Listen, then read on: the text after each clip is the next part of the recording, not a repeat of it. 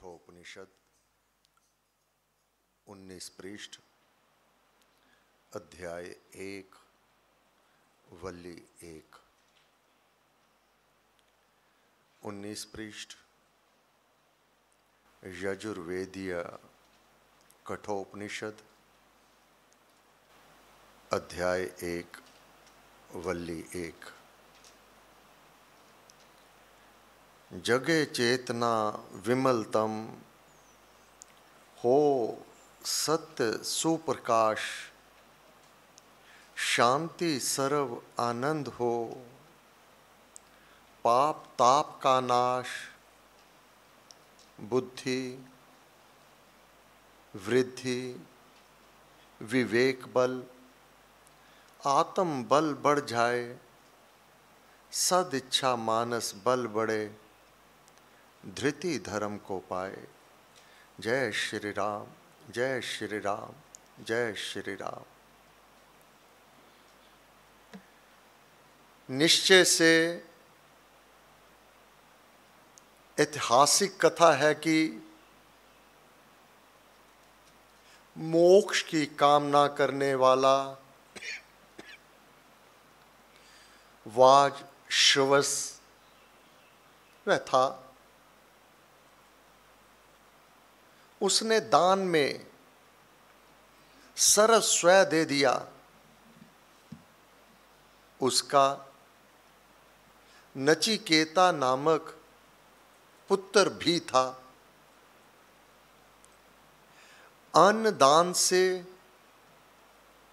जिसकी कीर्ति विशाल थी, उस वाजश्रवा ऋषि के पुत्र वाजश्रवस ने ऐसा दान दिया कि सर्वस्व समर्पण कर दिया। परंतु उसका नचिकेत पुत्र था। उसको उसने किसी को ना सौंपा। वह नचिकेता, वह तो जन्म सिद्ध समाधि तथा प्रतिभा प्राप्त था। उस समय उस कुमार ही को पुरोहितों को दक्षिणा ले जाते देखकर श्रद्धा आत्म कल्याण भावना उत्पन्न हुई। वह विचारने लगा। नचिकेता विचारने लगा कि मेरे पिता ने अपना सर्वस्व ऋषि हैं, जो कुछ भी उनके पास था, अन्न दान के साथ सर्वस्व दान में दे दिया।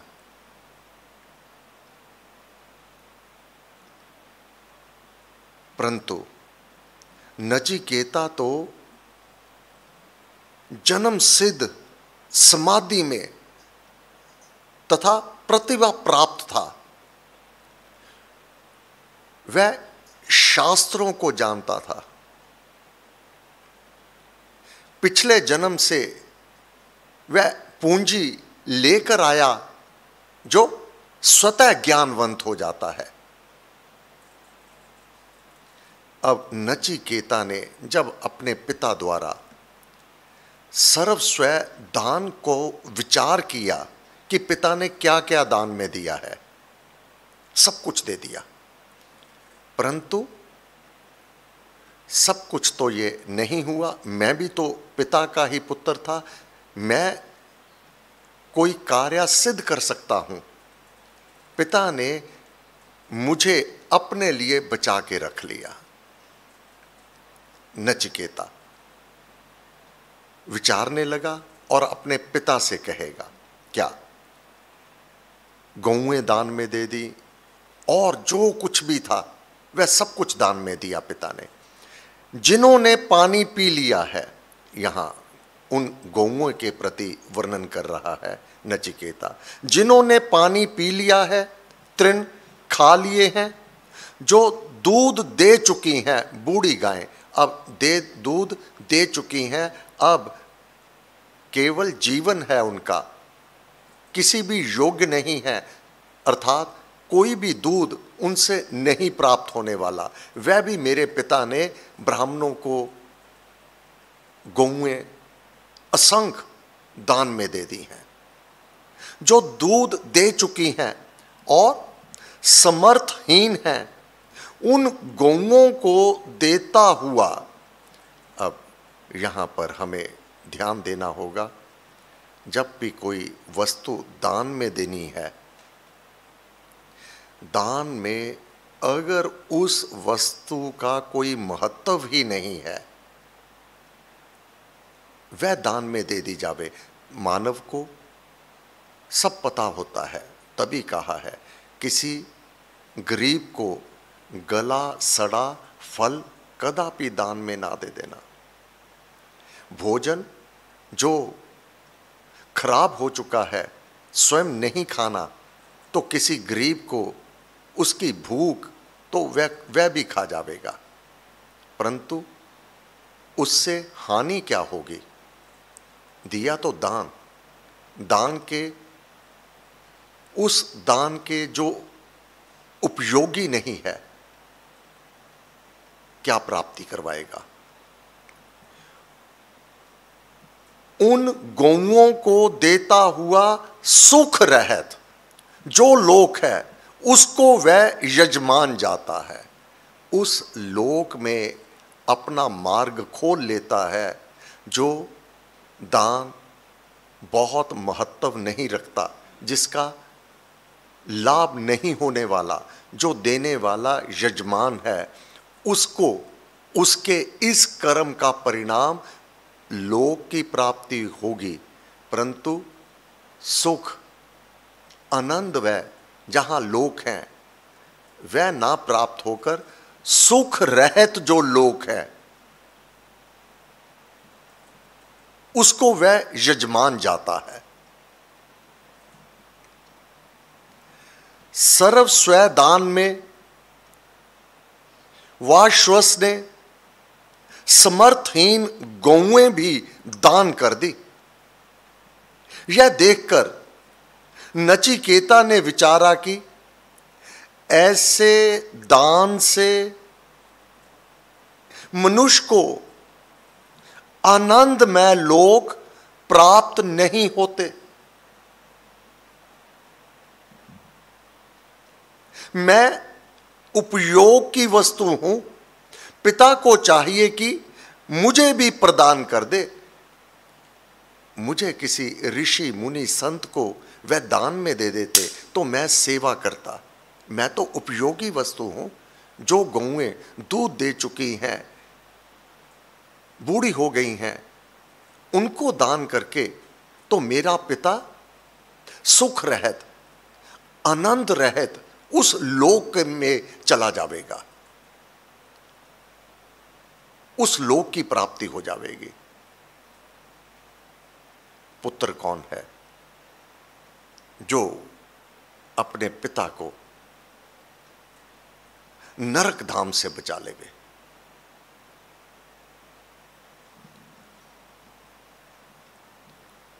ऐसा विचार करते हुए नचिकेता अपने पिता से कह रहा है।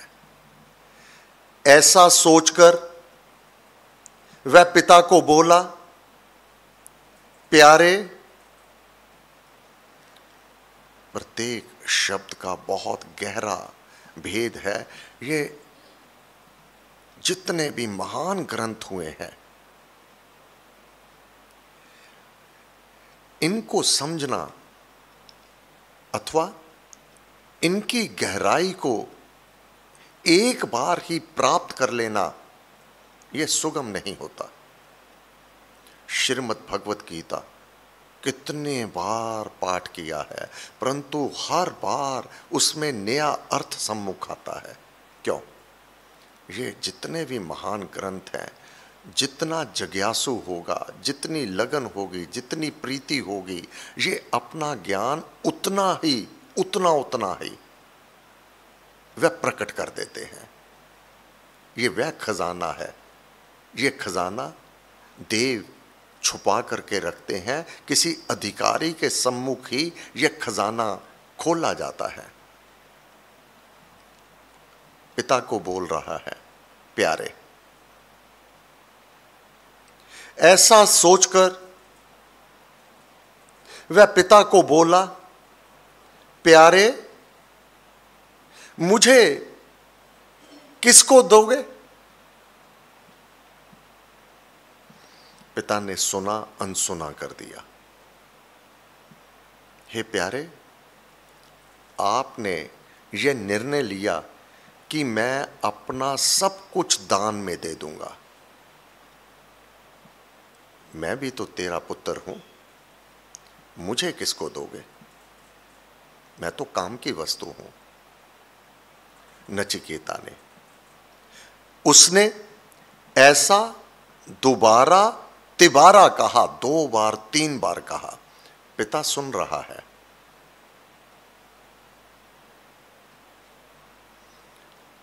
खिंच गया,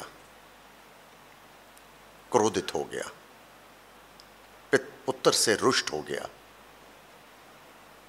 पिता जानता है सब, पुत्र क्या कह रहा है, परंतु मोह पुत्र का। यह निर्णय लिया कि मैं अपना सर्वस्व दान में दे दूंगा, पुत्र को दान में नहीं दिया। अब पुत्र प्यारा क्यों कहा?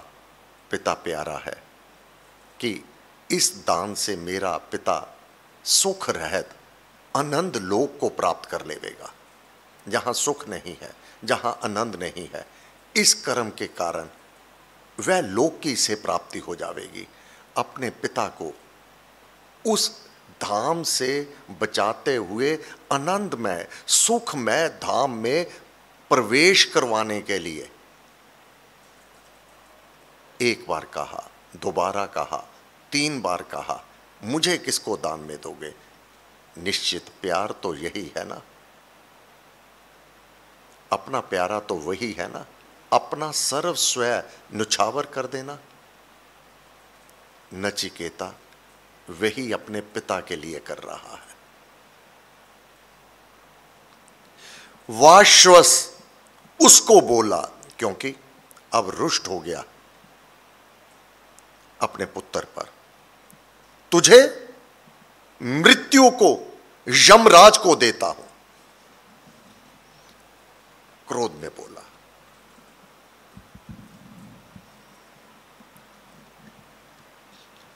नचिकेता तो जन्म सिद्ध समाधि तथा प्रतिभा प्राप्त था।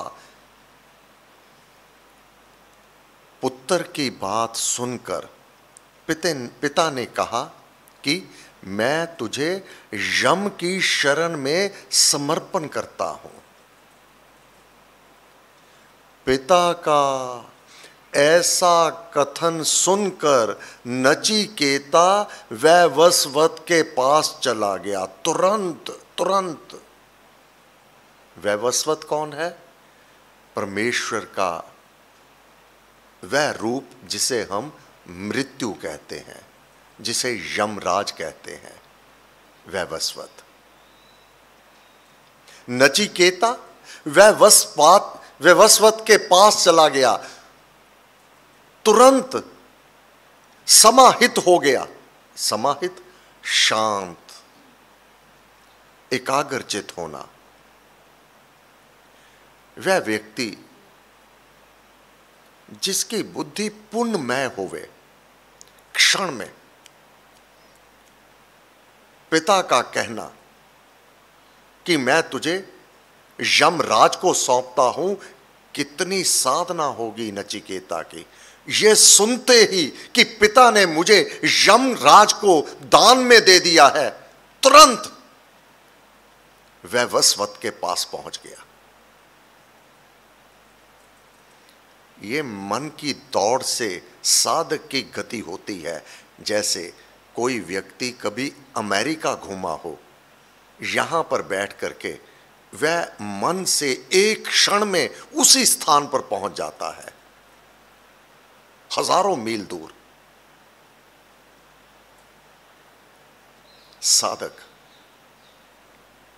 अपनी साधना से पिता का कहने को देरी लगी कि मैं तुझे यमराज को सौंपता हूं, वह वसवत के पास नचिकेता तुरंत पहुंच गया। वह वसवत है भगवान का वह रूप जिसे हम मृत्यु कहते हैं, जिसे यम कहते हैं। तुरंत समाहित हो गया। उस समय वह वसवत घर पर नहीं था। यमराज अपने महल में नहीं था। जो कर्मचारी हैं उनके पास भी पूरी लिस्ट है कि किस किस ने इस यमधाम में प्रवेश करना है। नचिकेता का नाम उस लिस्ट में नहीं है, तो कर्मचारियों ने उसकी ओर नहीं ध्यान दिया, क्योंकि यह उनके कार्यक्षेत्र में नहीं है। महल के बाहर आके वह नचिकेता बैठ गया।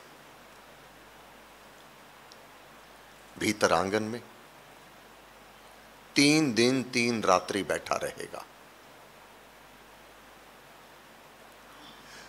नचिकेता का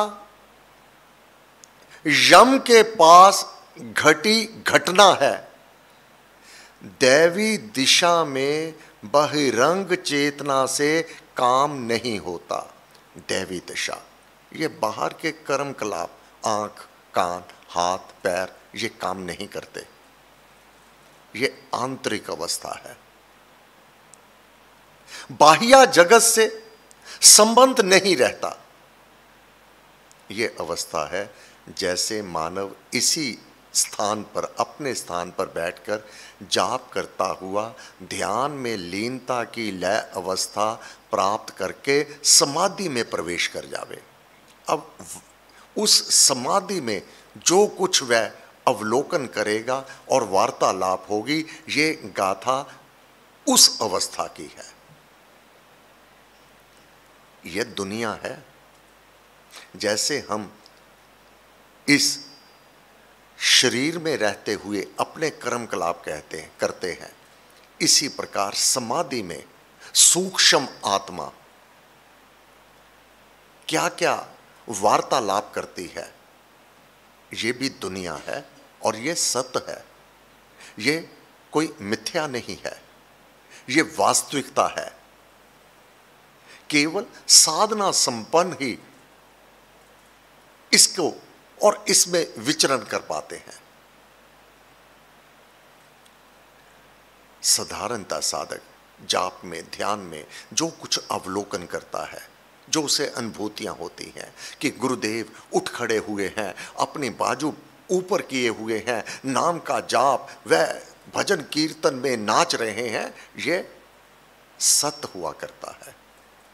देवी देवता आंगन में आकर नृत्य करने लगे हैं, यह सत्य होता है। यह दुनिया अलग है।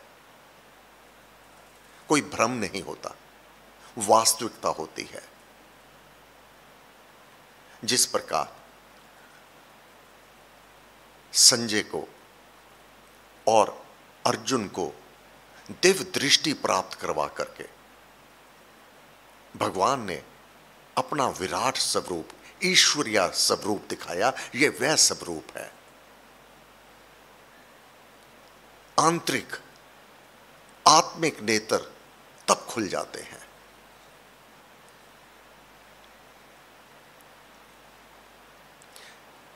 दैवी दशा में देवों की दशा, दैवी बहिरंग चेतना से काम नहीं होता, बाह्य जगत से संबंध नहीं रहता, इंद्रियां काम नहीं करते और ना ही मन बुद्धि का व्यवहार होता है। केवल आंतरिक सूक्ष्म तल की अति इंद्रिया अवस्था है। वहां दिव्करण, दिव्करण हाथ,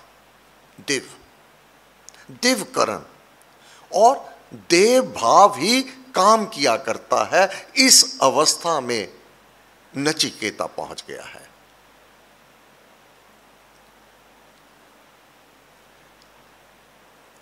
उस अवस्था का स्वप्न से भेद इतना ही होता है कि जैसे स्वप्न में मानव प्रवेश कर जाता है, और स्वप्न भी झूठा नहीं होता। क्यों? कैसे? महाराज दशरथ का वह प्रसंग याद कीजिए। स्वप्न में स्वप्न सूचित कर गया। अगले दिन स्वप्न में जो उनको दिखाई दिया कि मेरी मृत्यु बहुत नजदीक है, अपने कर्मचारियों की बैठक बुला ली, सेक्रेटरी हैं और पदाधिकारी हैं, कि मेरे को स्वप्न सूचित कर गया।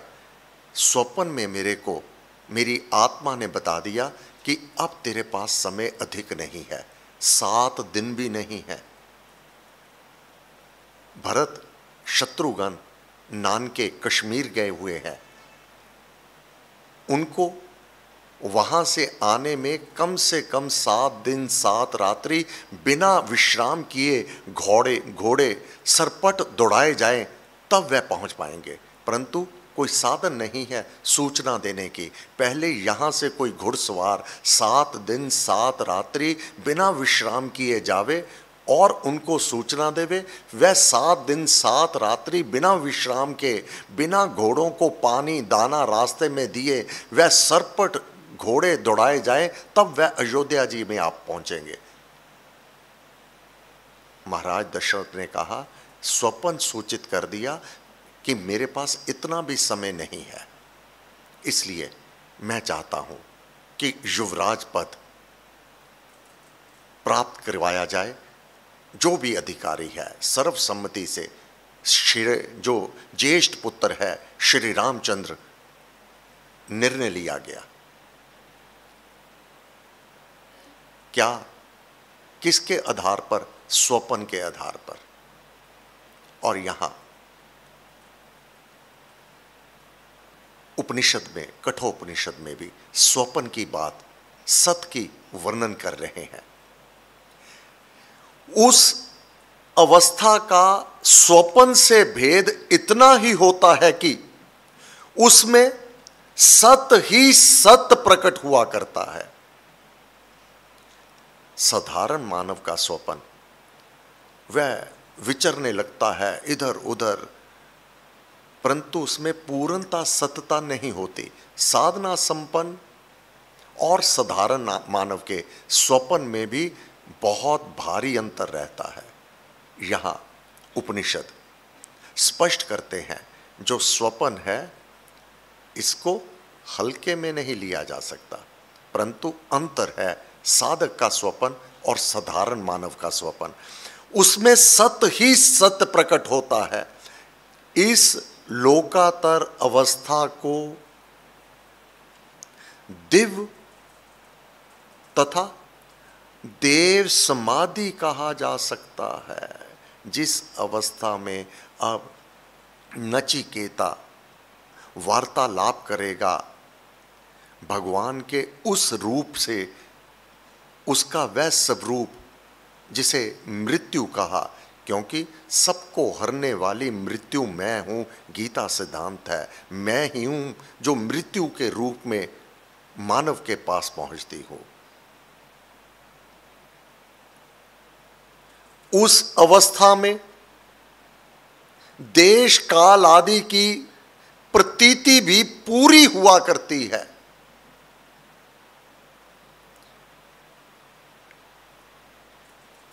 स्वप्न अवस्था में तो वह प्रतीति कभी होगी कभी नहीं होगी। मानव पूर्णतः स्वप्न में सजग नहीं होता, परंतु ये देव समाधि में देश काल का उसे पूरा ज्ञान होता है। उसी देव योग में नचिकेता को यम के ग्रह, यम के स्वरूप तथा यम के उपदेश का भान हुआ। अब इस दैवी अवस्था में कॉन्शियस माइंड पर सबकॉन्शियस माइंड, जिस अवस्था में परम पूज्य श्री स्वामी जी महाराज ने भक्ति प्रकाश की रचना की, उसी अवस्था में परमेश्वर की वाणी सुनाई देने लगी और गुरु महाराज कलमबद्ध करने लगे। इसमें सत ही सत होता है, तभी तो आज ग्रंथ हमारे सम्मुख है। कितनी बार भी पाठ कर लो, अवतरित वाणी की विशेषता ही ये है। कितनी बार भी पाठ कर लो और उत्कंठा बढ़ती चली जाती है, और पिपासा बढ़ती चली जाती है, और जानने की इच्छा होती है, बार बार करने की इच्छा होती है। किसी और राइटर द्वारा कोई लिखा हुआ गाना, कोई कविता, कोई स्टोरी एक बार दो बार पढ़ करके उकता जावेगा मानव, परंतु ग्रंथों के पाठ में कदापि नहीं उकताता और जिज्ञासा होती है। उसी देव योग में नचिकेता को यम के ग्रह, यम के स्वरूप तथा यम के उपदेश का भान हुआ। नचिकेता को वह देव समाधि की अवस्था, जिस अवस्था में देवी देवता समाधि में प्रवेश कर जाते हैं, वह अवस्था नचिकेता उसी अवस्था में पहुंच गया। वाश्रवस के शाब्दिक बल से तत्काल प्राप्त हो गई। पिता ने कहा, मैं तुझे यमराज को सौंपता हूं। ये कहते ही वह अवस्था, यमराज का धाम, ग्रह, स्वरूप और उसके साथ वार्तालाप तुरंत देव समाधि में प्रवेश कर गया और उस अवस्था में पहुंच गया। अब नचिकेता अपने कर्मों के कारण गया नहीं यमराज के पास। पिता का केवल यह संकल्प भाव कि मैं तुझे यमराज को सौंपता हूं, उसकी साधना इतनी ऊंची, अपने आप को तुरंत यम धाम में पहुंचा दिया। अब अपने कर्मों के कारण नहीं आया है, पिता के भावों के कारण अपने आप यम धाम में पहुंच गया है। अब यम के ग्रह में प्रवेश करके जब इस लोक से यम लोक तक पहुंचने की शक्ति है, तो उसके भीतर ग्रह में बैठना भी कोई भी कठिन कार्य नहीं है साधक के लिए। मेरा मार्ग है खुला, दश दिश तीनों लोक। हनुमान जी, नारद जी, बिना रोक टोक, कोई बाधा विघ्न इनके मार्ग में नहीं है। साधक इस अवस्था को बड़ी सुगमता से अपनी साधना से जन्म लगते हैं। नचिकेता उस अवस्था को पहुंच गया।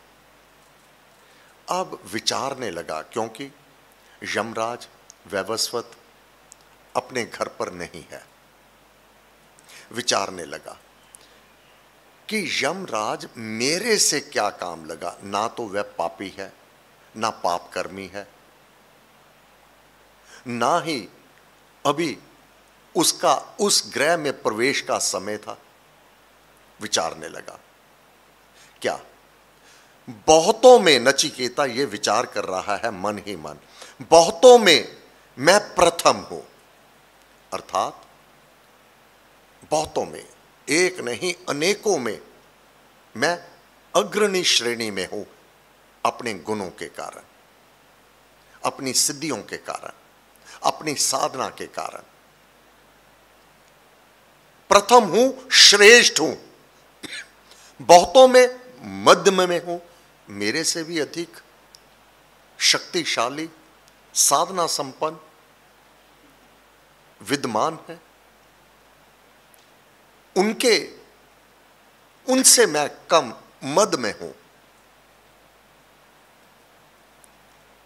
यम का क्या काम है जो आज मुझसे वह साधित करेगा, क्योंकि पिता से कहा था मुझको किसको सौंपोगे, सेवक बन के, दास बन करके मैं ऋषियों मुनियों की सेवा करूं। पिता ने कहा मैं तुझे यमराज को सौंपता हूं। अब वह दास के भाव से गया है, सेवक के भाव से गया है कि यमराज मुझसे क्या सेवा लेगा। अपने कर्मों के कारण नहीं गया यमलोक, यम के घर, पिता के संकल्प से गया है और अपनी शक्ति से गया है, सेवा के भाव से। उपयोगी वस्तु हूं मैं। विचारने लगा कि यमराज मुझसे क्या काम लेगा। नचिकेता ने सोचा कि मैं अनेक मनुष्यों में अच्छा हूं और बहुतों में मैं मध्यम कोटि का हूं। यहां कोटि अभी ये संस्कृत में जो हमारे देवी देवताओं के प्रति कहा गया, 33 कोटि, 33 कोटि के देवी देवता हैं। कोटि का अर्थ कर लिएगा कि 33 करोड़ देवी देवता है। मध्यम कोटि श्रेणी है यहां पर। देवी देवताओं के लिए भी शब्द श्रेणी है, जबकि अर्थ करते हुए उसको करोड़, कोटि का अर्थ करोड़ भी है और श्रेणी भी है। विद्वानों ने अपने ढंग से इसके अर्थ कर दिए। बहुतों में मैं मध्य कोटि का हूं। मैं यम के पास गया तो यम मुझसे क्या काम लेगा, वह तो सर्वसमर्थ है। अब यमराज, उसके दूत दंड देते हैं तो ऐसा तो मैंने कोई कार्य किया, यानी मैं बहुतों में श्रेष्ठ हूं, बहुतों में मध्य में हूं, तो मेरे से क्या काम करवाएगा यमराज।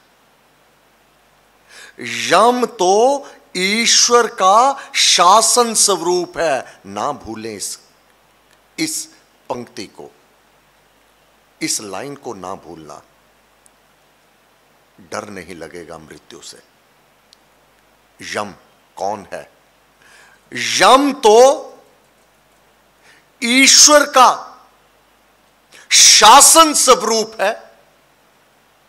इस स्वरूप में, इस विश्व में वह शासन करता है। यम के रूप में ईश्वर का ही यह रूप है। अब यम धाम में तो पापी जाते हैं, नहीं तो स्वर्ग धाम में जाते हैं, जहां यमराज का कार्य नहीं होता। यमराज का तो वहां प्रवेश भी नहीं है, क्योंकि ना वृद्ध अवस्था होती है वहां पर, ना मृत्यु होती है। तो मृत्यु, सबको हरने वाली मृत्यु जो यम है, वह तो यह स्वरूप स्वर्ग धाम में, देवलोक में तो नहीं है। क्या सोच रहा है? पाप के अभाव से, पापों से रिक्त है वह, उसके अंदर पाप कोई भी नहीं है। नचिकेता में पाप के अभाव से वह स्वरूप ईश्वरीय स्वरूप, शासक स्वरूप, यम का स्वरूप मुझसे क्या करेगा। उसके कार्यक्षेत्र से मैं बाहर हूं। उसका कार्य है दंड देना, ताड़ना करना, पापों का फल देना। ना वह पापी है नचिकेता, ना कोई पाप कर्मी है, ना उसके भीतर लेश मात्र पाप है कोई। विचारने लगा। पाप के अभाव से वह स्वरूप, वह ईश्वरीय शासक स्वरूप यम, मृत्यु मुझे क्या करेगा। नचिकेता ने अपने आत्मा को कहा, व्यवहारिक आत्मा, पारमार्थिक आत्मा। आत्मा ही आत्मा से कह रहा है। नचिकेता ने अपने आत्मा को कहा, जैसे पूर्वज कालवश गए, जो मेरे पूर्वज हैं वह तो काल के वश में यमलोक गए, अपने कर्मों के कारण गए। उसको भली प्रकार देख और वैसे ही दूसरे वर्तमान जनों को जान। मनुष्य बहुत महत्वपूर्ण है। यह पंक्ति, मनुष्य धान्य की भांति पकता है। मनुष्य भोज्य पदार्थ है। हर एक वस्तु भोज्य पदार्थ है। सबल अबल को खात है। गुरु महाराज भक्ति प्रकाश में, सबल जो बलशाली है अबल को खा जाता है। जंगम जगत में अपने से कम शक्तिशाली को एक जीव दूसरे को मारता आया है, खाता आया है। विचार कर लेना, मानव भी भोज्य पदार्थ है। बड़ा कैसे होता है? धान्य, धान्य अनाज। मनुष्य धान्य की भांति पकता है और फिर धान्य की भांति ही जन्म लेता है। कैसे? एक बीज जैसे बो दिया गया, वह समाप्त हो गया, उसका रूप रंग सब कुछ समाप्त हो गया, पेड़ बन गया। अब कहां पैदा होगा? अब उस फल के रूप में एक बीज के बदले लाखों बीज उस फलों में वह पैदा हो जाएंगे। मनुष्य को कौन खाता है? मनुष्य को काल खाता है। भोज्य पदार्थ है काल का, काल का भोजन है मनुष्य। ये नियम है, जो विधान विधाता बनाया टले नहीं, किसी से भी टलाया, इसको कोई नहीं आज तक टाल सका। जिसका कुछ उपचार नहीं है, जिसका होना बहुत सही है, उसकी सोच करे क्या कोई? अवश्यम भावी है तो सोई। ये प्रकृति का नियम अवश्यम भावी है कि मानव को काल खाएगा। इसके सम्मुख सर्वजन गए आज तक हार। काल के गाल का ग्रास बनने से कोई नहीं बच सकता। काल का ग्रास भोजन है मानव। मनुष्य धान्य अनाज की भांति पकता है और फिर धान्य की भांति ही जन्म लेता है।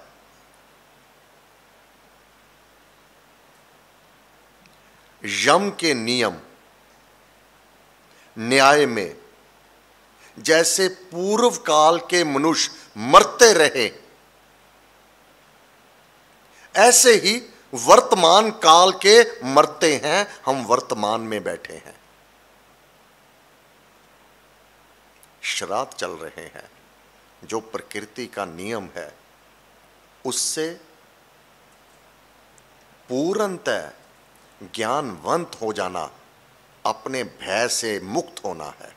डर भय मानव के भीतर नहीं रहता।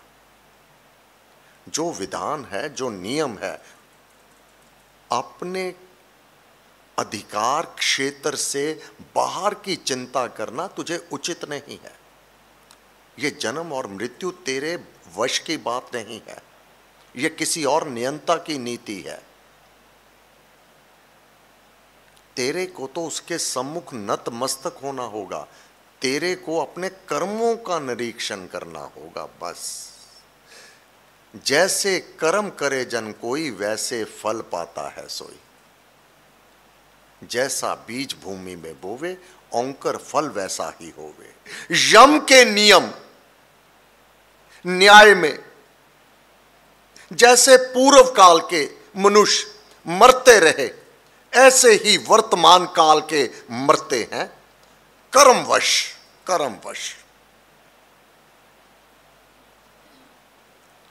अच्छे कर्म पुण्यमय लोक, बुरे कर्म पशु पक्षी जीव जंतु।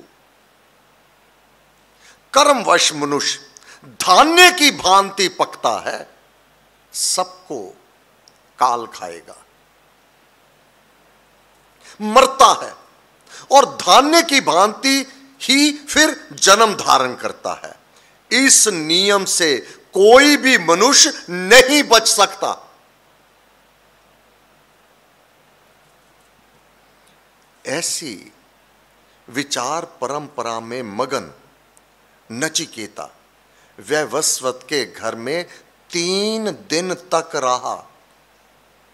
3 दिन 3 रात्रि।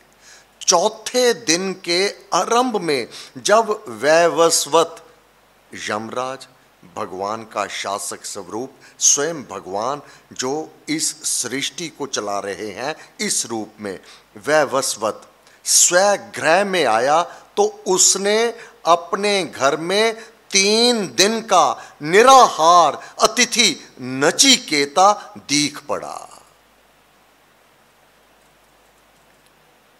जग चेतना विमलतम हो, सत्य सुप्रकाश, शांति सर्व आनंद हो, पाप ताप का नाश, बुद्धि वृद्धि विवेक बल, आत्म बल बढ़ जाए, सद इच्छा मानस बल बढ़े, धृति धर्म को पाए। जय श्री राम, जय श्री राम, जय श्री राम।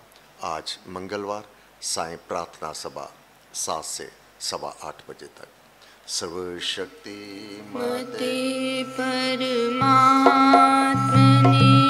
श्री रामाय नमः। सर्वशक्ति मते परमात्मने श्री रामाय नमः। सर्वशक्ति मते परमात्मने श्री रामाय नमः।